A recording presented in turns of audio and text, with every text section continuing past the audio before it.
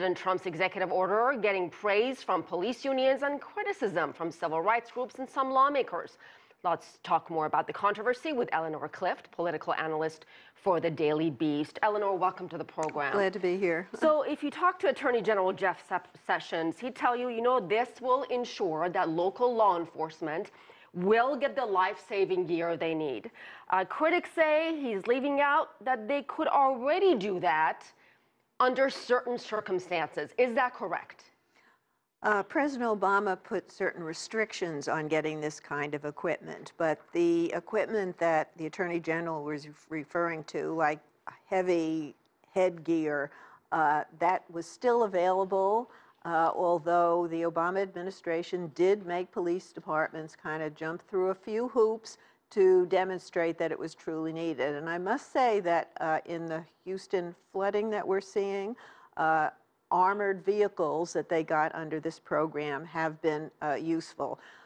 We're different. It's a different political climate now. When President Obama was in office, there were a number of shootings of unarmed African-American men, and the protests that followed, the police departments used this heavy military equipment, and that isn't the way we think of ourselves as having to be policed. And so the reforms were put in place.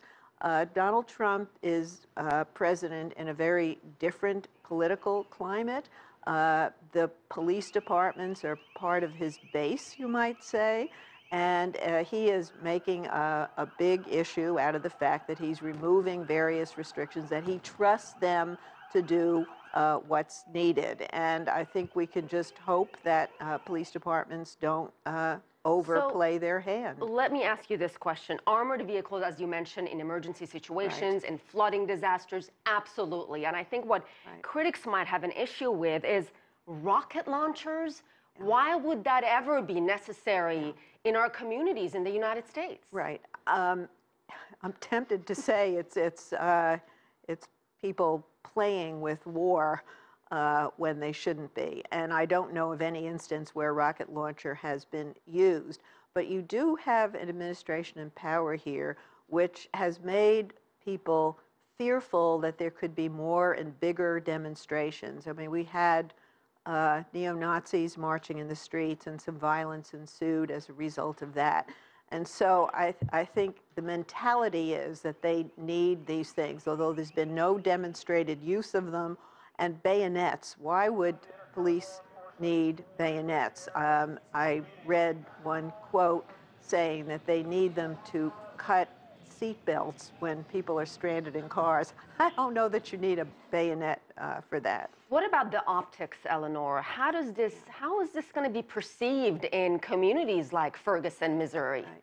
Well, the reformers under President Obama championed community policing, which means that police go into a community and become friends with people in the community. They become known. The Trump administration has a very different attitude, a much more authoritarian approach to policing.